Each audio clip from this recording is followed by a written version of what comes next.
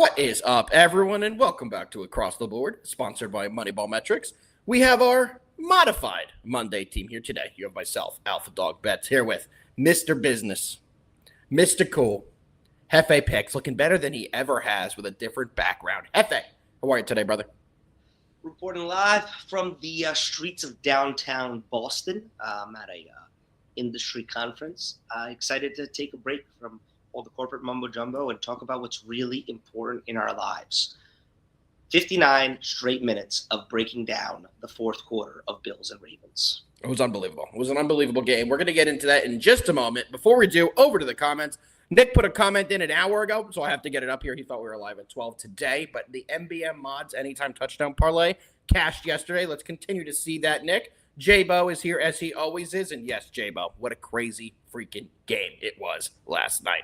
Jefe, I think we should dive right into the recap and talk about what we saw in the NFL over this weekend.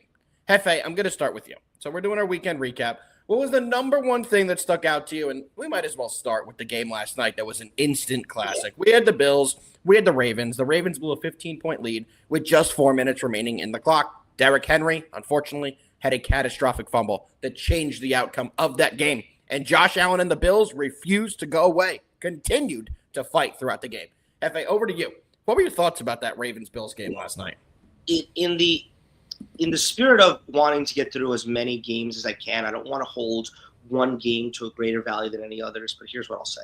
In terms of winning a week one game and the importance of that, in terms of how much we'll remember this win, because it's just another game of a 17-game season, how much we'll remember this in week 12 or week 13. It's going to be memorable, guys. Every game, every season comes down to something, but I'm going to tell you something right now. I think both teams go away with this feeling great. No way. Yeah. No Ravens go away with this being like, you know what? That was just effing crazy. That was just like they win. I'm sorry, Alpha. Let me stop you there. The reason I don't think the Ravens can walk away from that feeling that way is because it happens to them in every big game. This is nothing new. You're 100% right. There's so many stats to back that up. I know I read. The stats are flowing on Twitter. If you really want to get into it, it's fun. But at the end of the day, this is what it comes down to. A defense that knew that it needed to make a play and made a freaking play on a player that never makes that mistake in terms of Derrick Henry. Yep. And an offense that is being led by, in my opinion, and it's not even close right now, the best quarterback in the NFL. It's not being shown enough, and I think Dan Orlovsky is really the only person on Get Up that is showing it. How Josh Allen commanded that entire offense with pre-snap changes to make what happened in those last few possessions for the Bills happen in the way that it happened. Those passes don't just happen. He knew where they were coming. He changed everything in the formation. I really honestly think that Josh Allen, will continue to put the team on his back. The Bills are going to be great this year. But guys, so are the Ravens.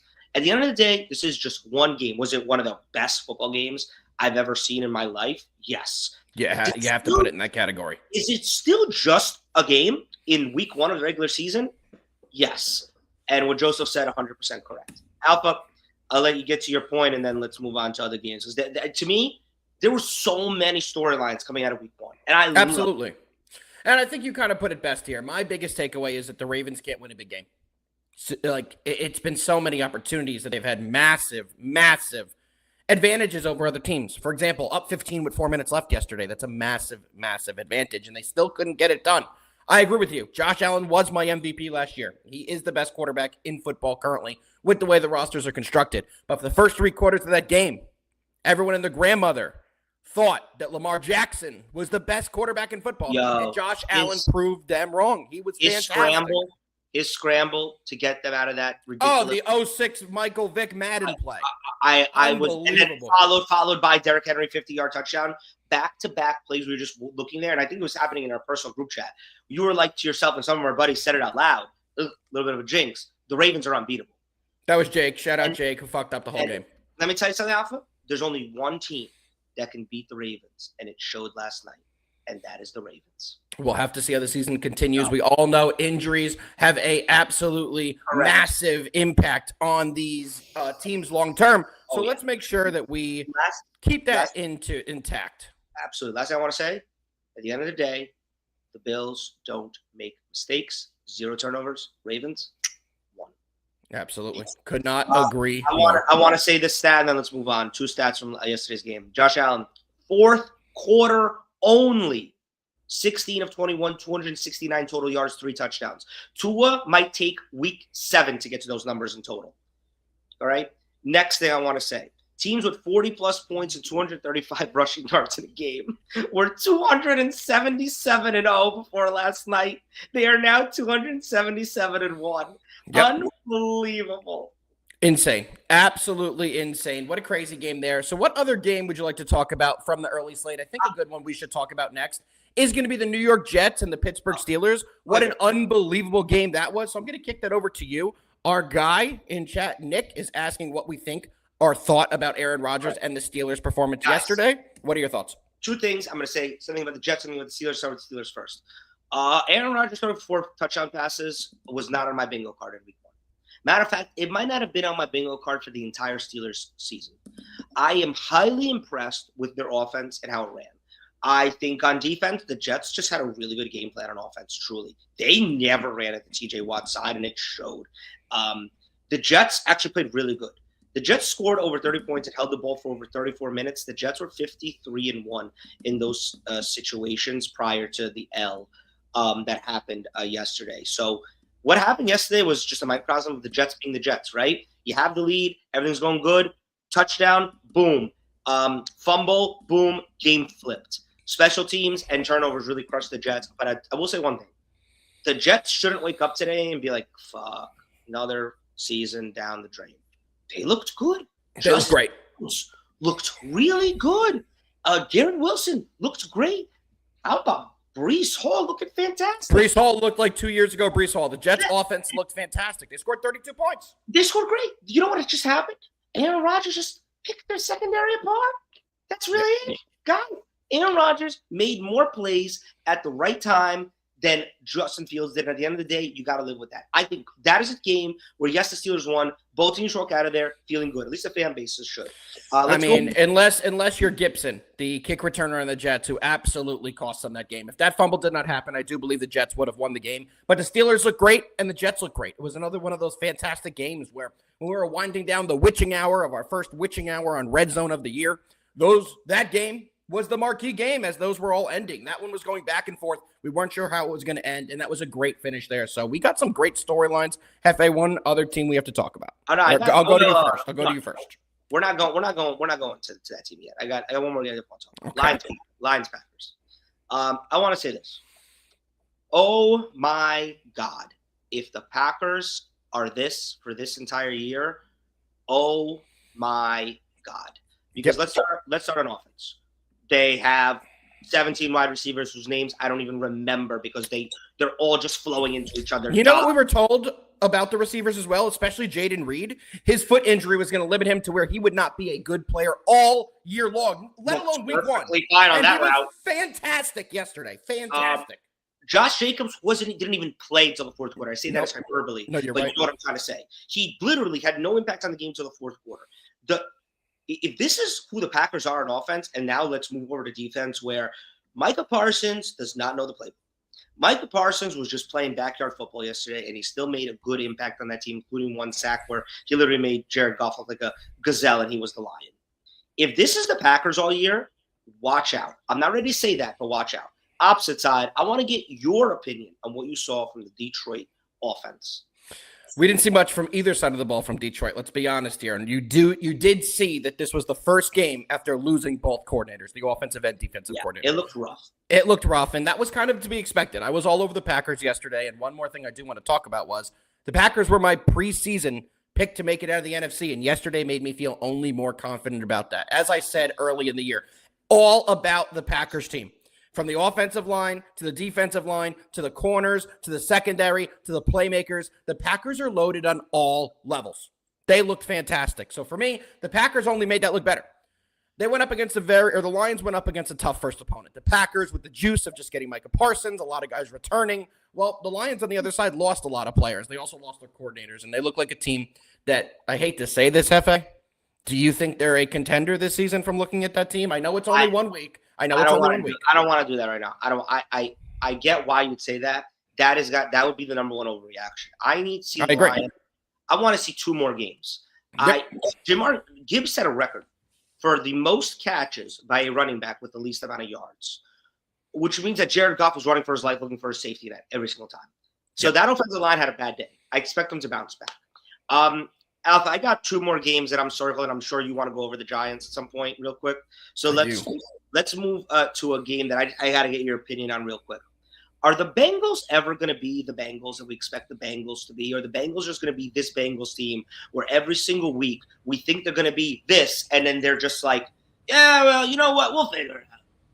Yeah, so I'm going to quickly tweet this one out because I think this is a good team to talk about. But the Bengals have done this every year, it feels like. I mean, they should have lost. They should have lost that game. The kicker missed a chippy. Period. And he missed the extra point. The only reason they won the game was because of the kicker. However, I agree with David right here. The Bengals will never see their potential. I apologize. I didn't see the never. I read it as the Bengals will see their potential, so I don't agree with you there. By week 10, the Bengals will be in full effect and be at, in a thick playoff race and looking like they are the team we expected them to be. But, however, this team's roster construction never makes sense to me. It just doesn't. They don't make any sense. They don't put enough emphasis on the defense, and it's every single year conversation going into it. So they'll pick it up as they always do. We know how last season ended. I don't think it's going to get that bad. But the Bengals are who we think they are. I would not put them in the same category as the Bills, as the Ravens. I know the Chiefs lost, but I wouldn't put them in that realm either. I'm so done with this. Bengals are contending or Super Bowl contenders. Prove to me that you could actually win a game that you're not, you know what I'm trying to say? Like a big game the way you're supposed to win. Listen to this stat. This is unbelievable. The Browns held the Bengals to 7 yards in the second half.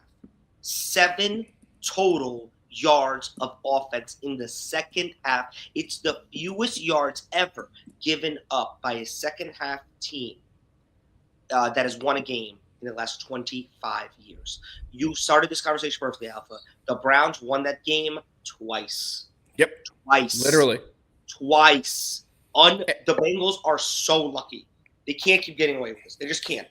The Browns don't exactly have a blistering defense. They're not a terrible defense, but they're not a blistering defense. But that defense held Joe Burrow for 14 of 23 on his passing for only 113 yards. T. Higgins was the leading receiver on the team with 33 yards. What happened to Jamar Chase yesterday? That's something you can't put on the defense. Brother. He missed a ton of easy balls. I mean, if you were first pick in fantasy this year, you probably took Jamar Chase. And how are you feeling on this wonderful Monday morning? You ever heard of the Madden curse? I'm about to bring in a new curse. Fantasy pick number 1 curse. You remember who last year's pick was? CMC. I'm just saying. Wow. One more game really quick. Just want to touch on, but then we'll get to the Giants.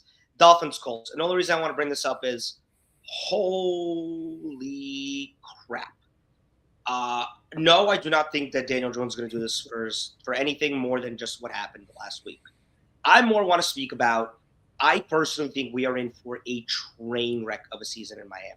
I don't think things are getting better. I think that you're going to see a situation where I really see Tyreek Hill pulling off and Antonio Brown running off the field before the game is over.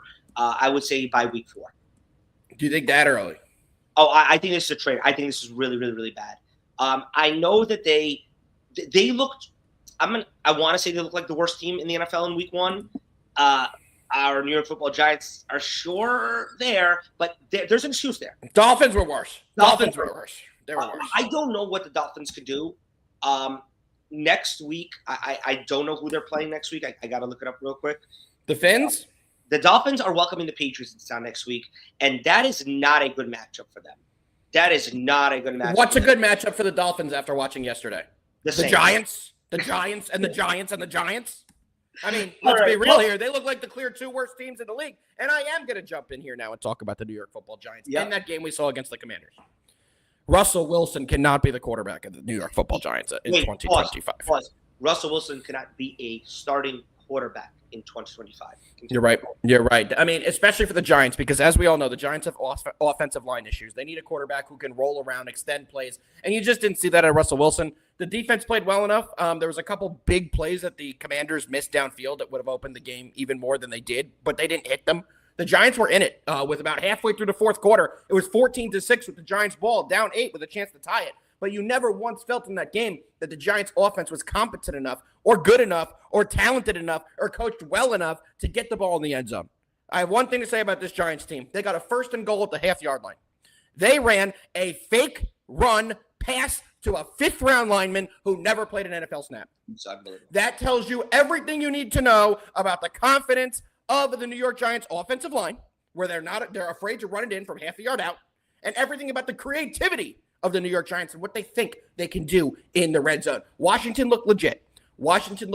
Benjamin's putting in here their defense is legit. They look fantastic. It's week 1. We need to see a little bit more, but the Giants may be looking at another top 5 pick if things don't get changed and if they do not switch the quarterback as soon as possible, because with the way the roster is constructed, you just can't have Russell Wilson going out there being a pocket passer behind a bottom 3 offensive line in football. Without Andrew Thomas, they are by far a bottom 5 offensive line in football, and all the stats kind of back that up.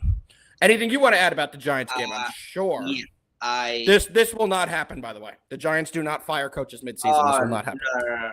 And I hate to say it's not a coaching problem. First of all, let's like you said it. Commanders are a good team. I don't know. Listen, you know this off camera. You guys and in our personal friends group have been all over the Giants for week 1 thinking they were going to show them. I wasn't. That's correct. That's correct. I don't believe this team is going to show up. And to be honest, I was kind of watching a game on the side there, being like, wow, through 3 quarters, we're in there. It's a close game. But what happened was the talent ended up stepping up. Debo had a great debut with the Commanders. To be honest, we did a great job holding down Scary Terry, in my opinion. I thought we could have a bad game because he didn't have a preseason. He could have had a 70-yard touchdown if Jaden didn't overthrow him by 5 yards. Yes. Absolutely agree. Wide open on a pull route. You're 100% right. In the running game, Bill did his job. I think he's going to be a bell cow by week 5, by the way. Bill Crosby. 100%. Bell cow. But Commanders didn't show me much on offense. They need to get the flow. On defense, I knew they'd be good. Here's the problem. The Giants had zero innovation on offense. Yep. It was bland play calling to the maximum. Neighbors was nowhere in the game plan. The running game never got established, and Russell Wilson cannot work a pocket anymore. I understand you don't want to throw out your first-round pick quarterback to the Wolves. And I don't think it'll happen next week, and I don't think it'll happen the week after. Because really? I do. Chiefs, no way. Home opener against Chiefs, no way. Week 3, no way. Sunday Night Football, you're not going to do that to the kid. But I think you're going to find yourself 0-3, and week 4, you're going to have a possible quarterback change, in my opinion. I don't think it's going to be Jameis. I think it's week 4. I mean week 3. I think it's week 3. No, I know it's the Chiefs. I know the situation. No way. Russell Wilson has the same game.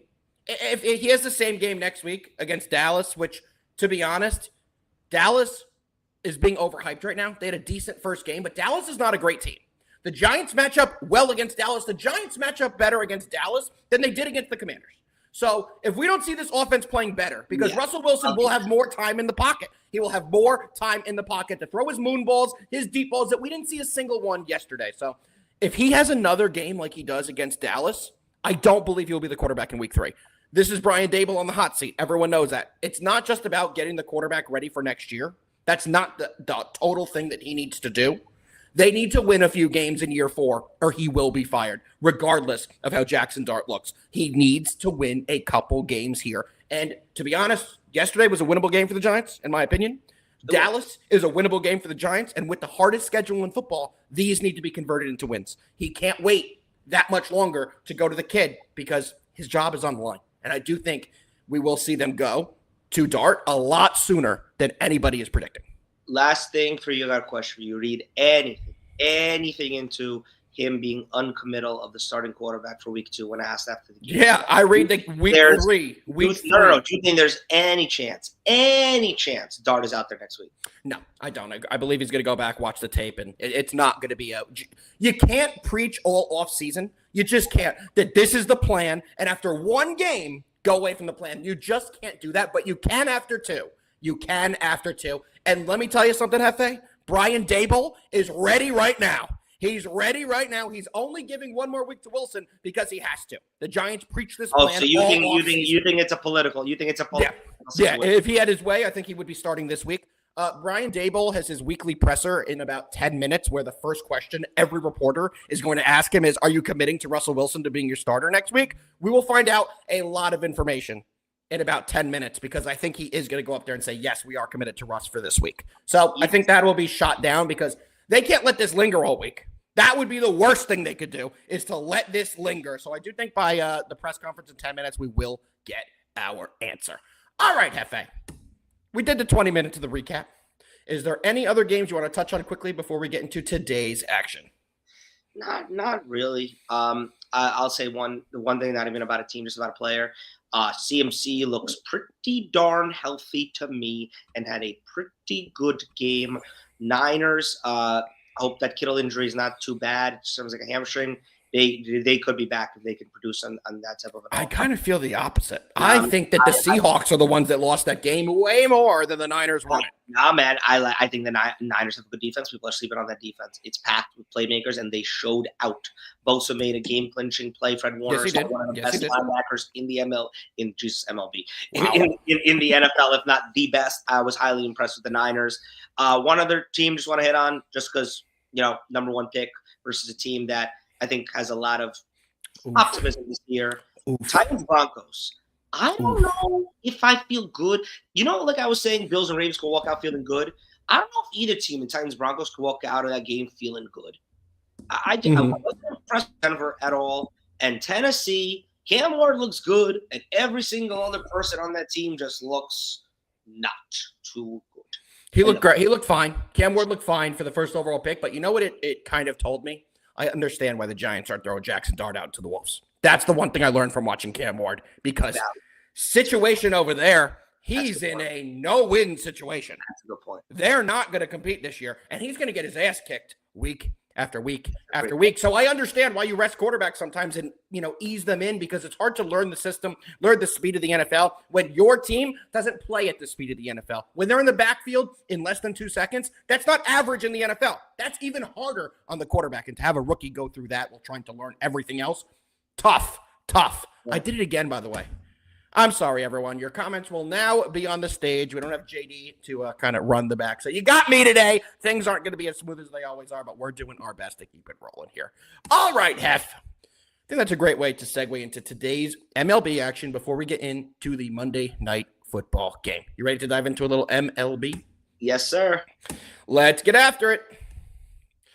First baseball game of the day we're breaking down is going to be the New York Metropolitans going into the Philadelphia and taking on those Phillies. Pitching for the New York Metropolitans is Nolan McLean. He is a rookie sensation for this Mets team so far. He's 4-0 with a 1.3 ERA and a 0.76 whip. On the other side is Aaron, I can't stop giving up runs, Nola. Aaron Nola is 3-8 with a 6.8 ERA and a 1.51 whip. Aaron Nola has pitched in 69 innings this year, guys. In 69 innings, he's allowed 81 hits, 23 walks, and 15 homers. The most alarming of all that is 15 homers in less than 70 innings. Really bad. So, Hefe, I'm going to kick it over to you. This line feels a little trappy. The Mets are only a -120. However, I do think that takes into account that the New York Mets are a really bad road team and the Phillies are a really good home team. The Mets on the road, 31-40 on the year. The Phillies at home, 45-23. All that being said, the Mets are coming in at a -122 favorite. What do you got? It might feel a little trappy, but I think it's right. It's a rookie pitcher going into one of the more hostile environments in terms of home field, home ballpark advantage in Philadelphia, especially as we get into September, where that crowd gets ruckus. But I'm back in the Mets here. Everything is set. Listen, this rookie pitcher is 4-0. I backed him his last 2 starts. He's got an ERA just above 1.3. Going up against Aaron Nola, who is having, let's wake up, a terrible year. What is 3-8 with a 6.7? Worst year of his career. Come on. Like, it's not, there's no more talk of, you know what, he'll figure it out. No, he won't, guys. It is what it is at this point. I'm rolling with the Mets. I'm not going to make this complicated on myself. I'm also taking the Mets here. I think the Mets have a big performance. Nola's been dog shit, and we just saw this matchup last week or 2 weeks ago. Let me pull up exactly when this game was. Give me 1 second here. But in one of McClain's 4 starts, he went up against his Phillies team. The game is right here. It was on August 27th. What do you think the numbers were for Nolan McClain in that game? Can't tell you. That's a tough question for me to ask. It kind of put you in a bad spot there. But Nolan McClain in that game was 8 innings. A full 8 innings, a 4-hit baseball, 0 walks, and 6 Ks. The Mets won that game 6-0. I think the Mets win this one as well. They should be able to get after Nola in this spot. Let's be honest, everyone has been getting off on Aaron Nola this season. Like I said, his homer rate is absolutely terrible. His last start out, he was only able to go 5 innings to give up 6 earned, a homer, 2 walks. They got blown out by the Brewers. Just not a guy who has done well this year. So give me the Mets, definitely all over them in this spot. Do you like anything on the total, Jefe? Because Thomas is asking us the over 9. The only over angle I would look at in this game would be a team total over. I don't like the game over because I think McClain could do a decent job here. What are your thoughts, Jefe? I don't have a lean on the over here. Exactly what you just said. First of all, these teams are very streaky teams. And you got 2 pitchers that are kind of opposing here. And because McLean's, I could see McLean giving up nothing to the Phillies, and that's screwing this whole total up. I could see this being a 5-1 Mets victory, to be honest with you. So because of that, I'm not on a total here either way, and I would lean more under than over. There we go. I would as well. Let's move on to our second MLB game of the day, which is going to be the Chicago Cubs going to Atlanta and taking on those Braves. Pitching for your Chicago Cubs is Shota Imanaga. Imanaga is 9-6 with a 3.15 ERA and a 0.93 WHIP. On the other side, Uncle Brycey Elder. Bryce Elder is 6-9 with a 5.6 ERA and a pretty high WHIP at a 1.45 WHIP. Jefe, Elder's logged a lot of innings this year. A lot of innings. At home, he's one of the worst pitchers in baseball. On the year, he has a 5.5 ERA. You know, bad, but not the worst. At home, he has a 7.1 ERA. The worst. 2-4 record. The worst. Cubbies are coming into town, needing a big win here. What do you got? This is rough because you see what Atlanta was able to do in their last 2 games versus Seattle. Yeah. Take a peek at that number. They gave up back-to-back games where they gave up in the teens. I want to pull it up before I speak out of turn. Well, 10 and 18 combined 28 runs over 2 games. Yeah, that's rough. While only producing 2 on their own. And what does that tell you as well for the team's bullpen? Shot. They've had to use their guys. Oh, I hope they use position players, especially at 18 win. 18 you can't till like what, the 7th or 8th inning. So you had to get through a lot of innings with your bullpen. And I was I looked at that first. I was like, okay, I'm taking the Cubs. I don't care what. Then I look, and the Cubs actually had 2 worse losses back to back.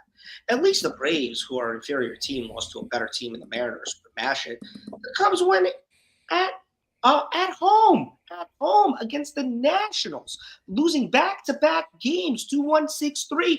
That's absolutely nowhere to be found. This is a huge game for the Cubs. This is a humongous game as the Brewers continue to win games and create space for them in the division. Now the Cubs have to worry about wild card spots. Huge. They need to step up, and I believe they will. Give the Cubs on the money line. Don't like that we're agreeing yet again, Jefe, but I'm in the exact same boat you are. I think we see the Cubs have a big performance here. They have to. I think they have to, and they're going to tee you off against Bryce Elder. I think we're going to see a blowout in this one. It's definitely on my VIP card. One of my favorite plays today. Let's get the current line because I know everything's moving. Ooh, I pulled up my FanDuel, and I have. Let me just tell you something for everyone waiting there. I pulled up my FanDuel. Already loaded in my queue is a 2-touchdown prop for tonight. Parlay, a double 2. Jefe, you already know. I've hit 2 of them this season. We hit one last night. We hit one last week. The one last week was a little bigger on opening day. Yesterday was $10 to win $300, but we're hitting these. Cash positives. You ain't lying. I got a big one that's a plus 9,500 for tonight, so stay tuned. I'm giving that out on the show. Interested. Can you tell me? Don't tell me from which team. I want to guess it. By the time one of each. One of each. Give me the 2 positions that they are, but don't tell me which team they're on. Just give me the 2 positions. They're both receivers. Both receivers. Okay, 1 receiver on each team. I got you. I know how you're doing. I'll guess it before you say later on. You already know what it is because you know some other things going on in our outside. One is you already know. Yeah, one is But I do think that's the best play on here anyway, so let's keep it rolling. The next baseball game, we're going to break it down. We have one more MLB game, then we're going to get into the big Monday night game. Last baseball game of the day, we got JD's Brewers. Shout out JD, by the way, guys. Let me tell you something. Message JD. Everyone, let him know you hope he has a great day. He went out on a charter fishing boat. Probably mad I'm going to tell people this. He's out on a charter fishing boat with some family today, going after a fish that's only available for 2 weeks out of the year. He's always wanted to go, never got the opportunity to. So shout out JD. We're not fisher guys, but JD told me it is. They migrate through his area for 2 weeks out of the year. They're a prize fish, some amazing thing he wants to eat. So I hope he catches 400 of them and gets to eat 400 of them. But shout out JD. Back to this game. We got the Brewers. We got the Rangers. Pitching for your Milwaukee Brewers is somebody in the chat dropped the name of the fish. I'm genuinely curious. How are they going to know what he's fishing for? No, you don't know that. I mean, you made it sound like it's a known thing. Would you think JD's the only one that knows about this 2-week fish? Matter of fact, I want to know about this 2-week fish. Hold on, but before we do anything, Nick, you are correct. Those are the two players. It wasn't even fun. He just I don't want it. It doesn't need to be fun. Was it fun last night taking Josh Allen too and Derrick Henry too? No, but $10 paid $300. Throw some balls and pick Roshan Johnson. No, he's not scoring 2 touchdowns tonight. And we're going to have to clip this tonight when we look back and he has 4 touchdowns and everything. This might be it, Troy. This might be it. It might be red snapper. Are you guys effing kidding me? Red snapper? You can get that from a strip mall sushi joint. Next. Wow. Okay, we move on. We move on to the final baseball game of the day. I already read the pitchers, but I didn't read the Rangers pitcher. That's Jacob Latz. Jacob Latz is 1-0 with a 3.15 ERA and only 68 innings this year. He has a 1.28 whip. Jefe, what do you got in this one? By the way, whoever picked the games today, who gave 3 MLB plays at minus 129, great job by that guy. I have no idea who picked them today, but great job by that guy. Go ahead. Lutz, looks like I don't care. I'm taking the Brewers money line here, and it's very simple. Why? Sorry, you got something to say? This is the last person I thought would put a fishing thing in here. Mr. David, you do it all. You do it all. Okay. He fell 3 times, left. Okay, that makes more sense. That is what we're The more you know. Anyway, here's something that you might want to know about tonight's matchup between the Brewers and the Rangers. Yes, Quintana is on the mound. Pretty solid, honestly, this year, 11-5. Brewers 4-1 in their last 5. None of those numbers matter. Here's the one that does. Quintana crushes it on the road to a tune of 7-1. And the Brewers are on the road tonight at Texas, and I'm rolling with the Brew Crew to stay hot. Brewers money line. I like that. You want to know why, Jefe? Because I'm also on the Brewers' money line here. I think it's an absolute must-play. We're getting down to the playoff push. The Rangers, however, are a good home team. That's the one thing you have to add here. They are 44-28 at home. They're only 4 games above 500 on the year, but they are 16 games above 500 at home. So that's the one thing that would scare me. But Jacob Latz, the lefty, is going to have a tough time with the construction of the Brewers lineup today. The Brewers are the best team in baseball at getting men on base, moving men over, sacrifice bunting men over, and manufacturing runs. That's what the Brewers do. Can I make just one general statement before we move on about the MLB? You know, like recently, Good point, Dylan. Good point. They are bad against lefties. You know, like the last 2-3 weeks we've been speaking about, it's really dog days. Got to look at the teams that are hot, teams that are cold, streaks are active. Those days are over, I want to tell you. I agree. Personally, this week, I am not taking into consideration streaks. I'm not taking into consideration what team's hot, what team's cold. I am taking into consideration playoffs. I'm taking consideration where you are in terms of your division. Is there something to play for in your division still? Is there something to play for in the wild card? If you're a team that has nothing to play for, who are you playing against? This is now the time for the next 3 weeks where you're not going to be so keen to take a Rockies-Pirates game.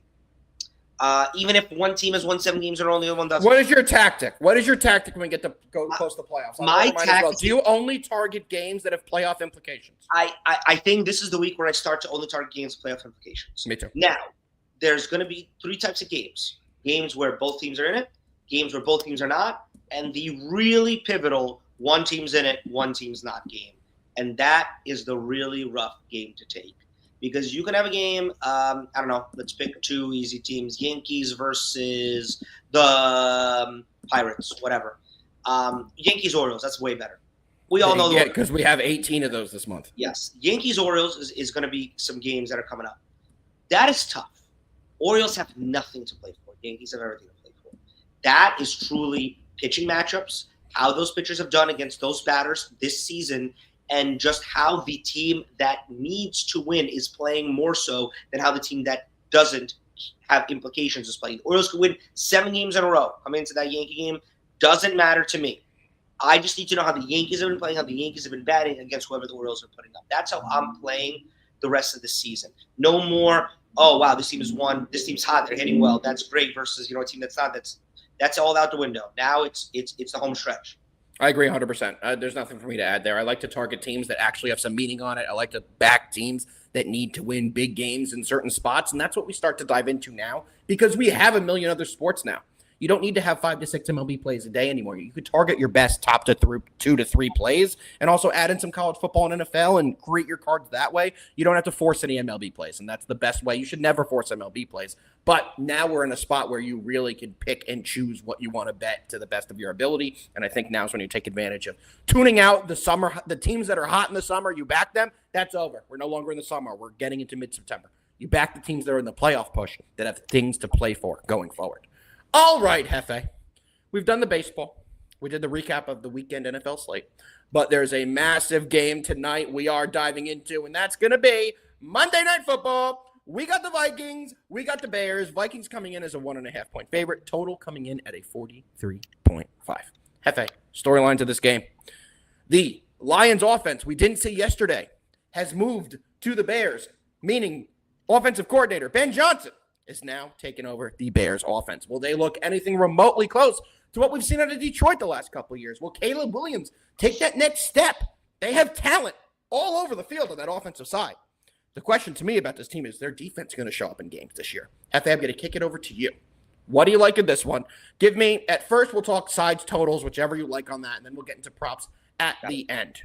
Also, I am going to be adding our sponsor, Hall of Fame, onto the screen. So if they pop up in a weird way, it just means I fucked up because I've never done this. So bear with me. Going to try my best to make this as smooth as possible. All right. Let me talk about both teams here just in general. I'll start with Minnesota. JJ McCarthy coming in. He's one of the rare quarterbacks. Guys, I have no idea what to expect. I genuinely have no idea what to expect from him tonight.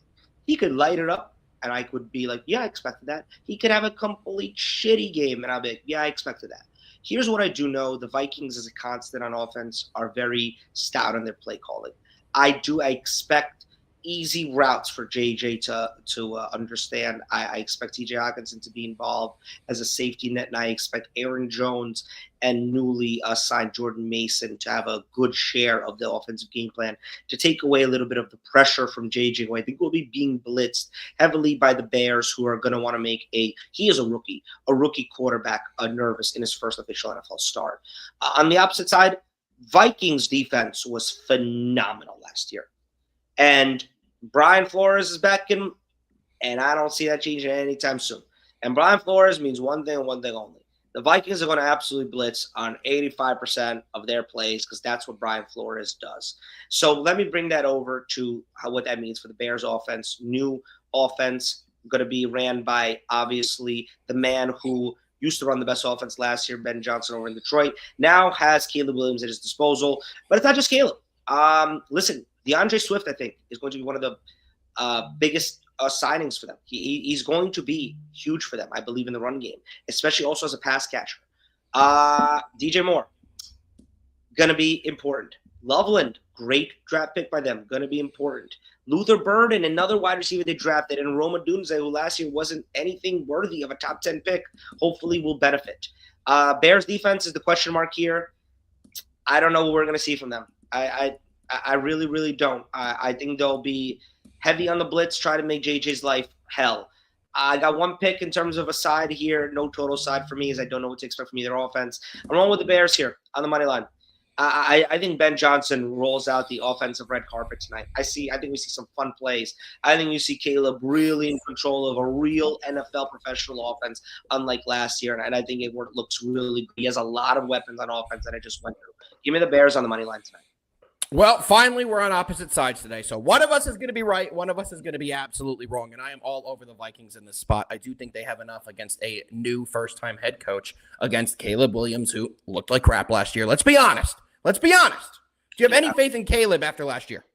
Oh, I think Caleb Williams was crap last year. He was awful last year, and I don't think he's going to have a big start to his year. He could get better as the year goes on, but if we've learned anything about what NFL preseason means, what pre-NFL season hype means, it means absolutely nothing. No. All the teams that had amazing preseasons, went undefeated, their whole vibes changed, got smoked yesterday.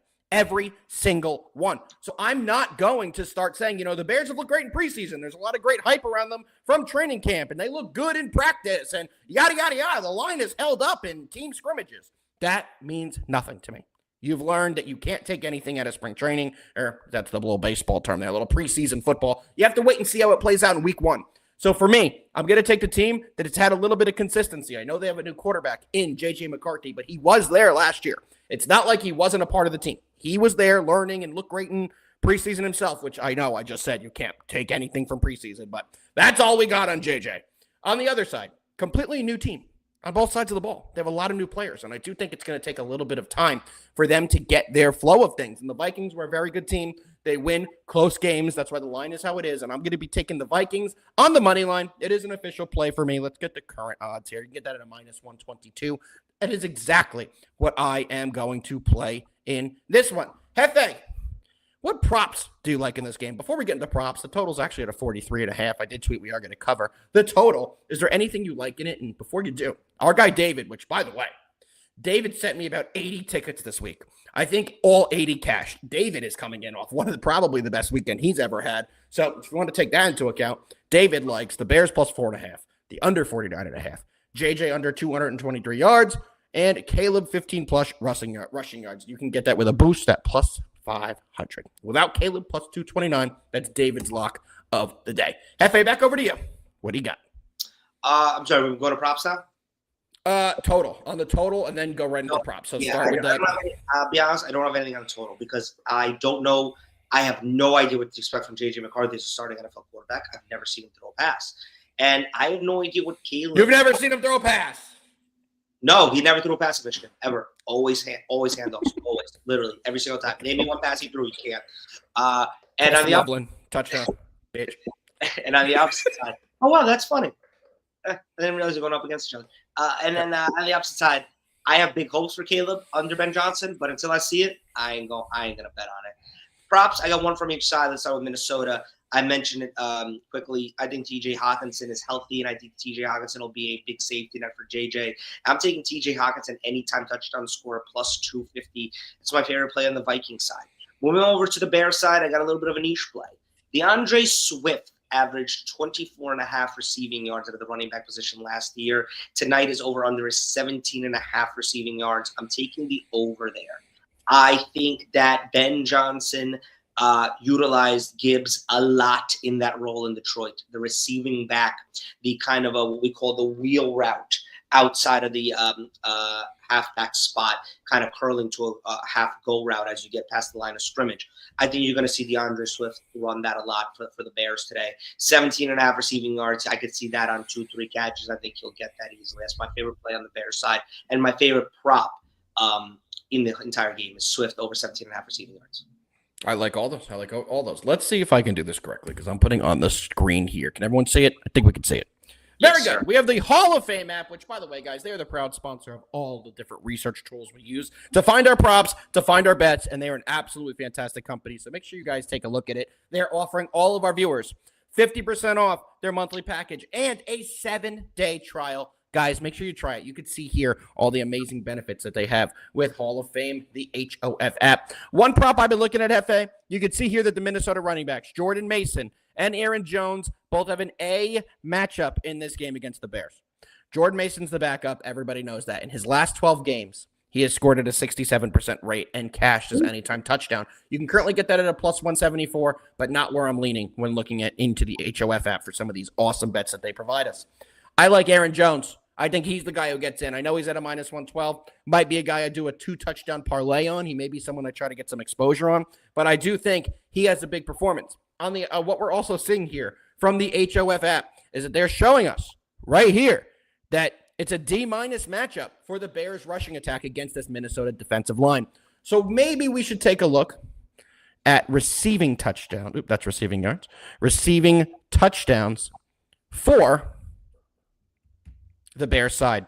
And what do you know? They have an A matchup here. And what do you know? They have a minus 150 player here in DJ Moore in an A matchup that has hit in 9 of 17 games. That's a 53% hit rate in the last season.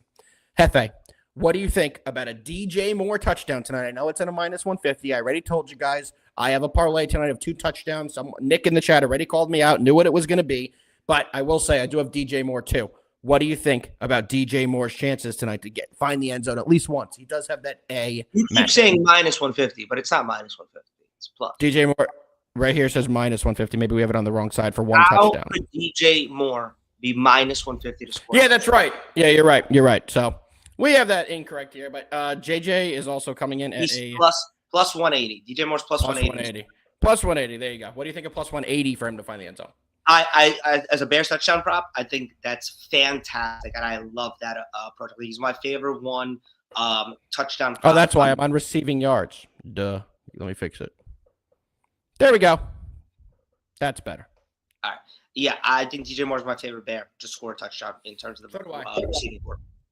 I think it's an absolute monster game here. So, guys, make sure you check out the HOF app. We're going to be covering them every single day. What they do, yet again, is give you great ways to read the different props, see how each player has done historically, and cash with them. And we've been doing great with their props. That's all I've been hitting my 2 touchdown parlays. I've been using this tool to try and find some edges here. So, Jefe, we're going to get back over here now.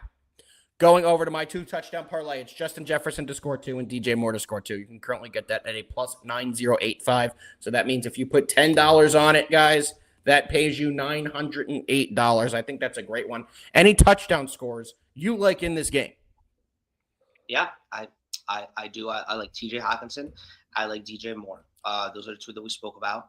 Yep. I can, as a long shot, it's not really that much of a long shot. I'm looking at it right now. Adam Thielen is interesting to me. He, in theory, is really the wide receiver 2 tonight. I know Josh Naylor might be up there for that honor, but I think Thielen, just based upon his veterancy. I don't mind Thielen. And Thielen is at a plus 360. It's very possible that Jefferson is getting – let me rephrase. It's not very possible. It's going to happen that Justin Jefferson is going to see 2 defenders. Oh, yeah. Leaving everybody else on one-on-ones. You're going to have Hawkinson in a slot, probably covered by a linebacker. And the Vikings have – the Bears have pretty solid linebackers, honestly, that I think could keep up with him in terms of Edmonds. Pretty solid. And then you're going to have Adam Thielen, the old vet. Nobody wanted him. Well, welcome back home to Minnesota.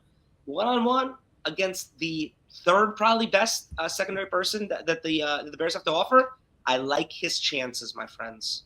I do as well. So let's cash those. Jefe, that's going to do it for today's breakdown of what we're giving out, but we still have our best bet segment, which is proudly sponsored by Funded Stake. Jefe, before we get into our best bets, first I'm going to hit the little graphic. Our best bets of the day for Monday, September 8th. And then I'm going to go into a brief video that explains a little more about Funded Stake. FundedStake.io, the ultimate platform for sports traders looking to unlock their potential without risking their own money. We're here to help you transform your sports betting skills into a profitable and sustainable business. Whether you're a seasoned pro or just starting out, Funded Stake gives you the tools and capital to scale your success. Here's how it works. 1. Choose your account. Pick an account size that fits your needs, starting from $1,000 all the way up to $50,000. Your journey starts here. 2. Take the challenge. Hit the profit target while sticking to our risk management rules. For example, with a $10,000 account, aim for $3,300 in profit, place a minimum of 25 sports bets, and maintain the required daily and total loss limits. 3. Get funded. Once you pass the challenge, we'll provide the capital for you to trade. You can keep up to 80% of your profits while we take on all the financial risks. At FundedStake.io, you'll benefit from a fully personalized dashboard where you can monitor your trades, track your challenge progress, and place real-time bets on all major sports leagues. Our platform is built for transparency, ease of use, and performance. With FundedStake.io, you can focus on winning and scaling your success while we cover the risks. No financial stress, just growth and profits. FundedStake.io. Bet smarter, scale faster, win bigger. There we go. You heard it from the man first. I do have a little breaking news. I knew you were going to do it. Was I correct? Was I correct? Spot on, my friend. Brian Dable just had his press conference. He has announced Russell Wilson will be the starter for week 2, and I'm telling every single one of you right now, this will be the last time we hear that. Next week, at this time, Brian Dable can say, it didn't work. We gave it a couple games. We're going to the kid. That's exactly what's going to happen. Standing with that. So Russell Wilson will be the quarterback that takes the loss against the Dallas Cowboys this upcoming week. More on funded stake. All right, Jefe. We have funded stake up here. You guys already know what funded stake is, but I say it on this show all the time. What's better than gambling with someone else's money and keeping a return of the profits? That's what happens with funded stake. If you pass one of their challenges, you will get funded and keep 70% of the profits you make while gambling with their money. So, guys, take advantage of this. It's a fantastic offer. And with promo code MBM, you get 20% off your first challenge and every challenge after that. Jefe, I'm going to put my first best bet in there, which is going to be the Minnesota Vikings on the money line. So we'll do 1,000 at the minus 122. What is your best bet of the day going to be? You already know it. I want Swift on the receiving yards. Let's pull it up here. As you guys could see, pretty easy to find everything here. Let's go to player props and find Swift. We're taking his rushing yards, Jefe? Receiving, my friend. Receiving yards. Thank you. Receiving yards. Let's find it here. So bear with me just a moment, guys. I could probably control F it and find it that way. Rushing yards for...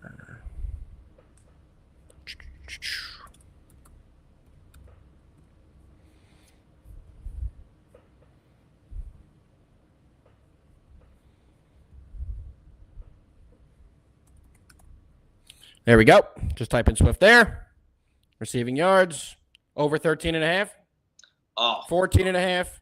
17 and a half.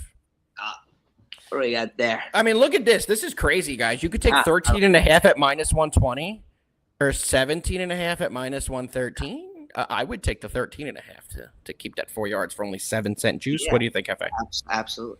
We'll put 1,000 on that, and both of our best bets as easy as that, guys. You want to find any player, any prop, you just go into the search bar right here after you filter to the game, and you can find anything that you want in these games. Yet again, guys, make sure you take advantage of Funded Stake. They're offering all of our viewers 20% off your first and every challenge with them. Jefe, it's been a fun show, brother. Is there anything else you want to tell the people before we get the heck out of here today? No, man. Week 1. David, let me tell you something.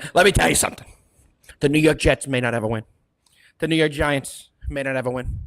But you know who has 2 of them? The undefeated Rutgers Scarlet Knights. Great call out there. Big win by Rutgers over Miami of Ohio. Back to you. Bless. God freaking bless.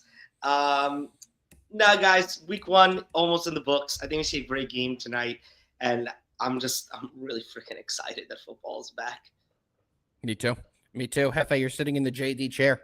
So there's only one thing left to do on this show, and you got to fill that void today. My friends, 3 words. Let's fucking win. Let's fucking win. Tomorrow we'll be back at your normal scheduled programming with your normal scheduled hosts. We'll see you guys tomorrow. Same time, same place. Peace out, everybody.